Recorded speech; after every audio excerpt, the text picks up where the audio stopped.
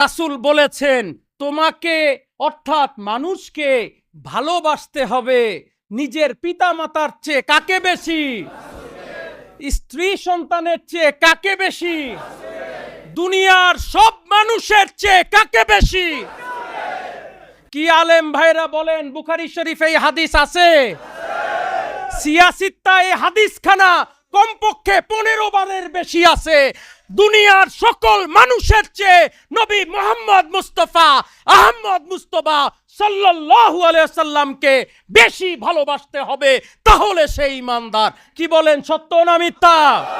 আমানতু বিল্লাহি ওয়া মালাইকাতিহি ওয়া কুতুবিহি ওয়া রুসুলিহি ওয়াল ইয়াউমিল আখিরি, সবার পরে আগে ভালোবাসতে হবে নবী মুহাম্মদ মুস্তাফা আহমদ মুস্তফা সাল্লাল্লাহু আলাইহি সাল্লামকে। কি বলেন, সত্য না মিথ্যা? সত্য না মিথ্যা?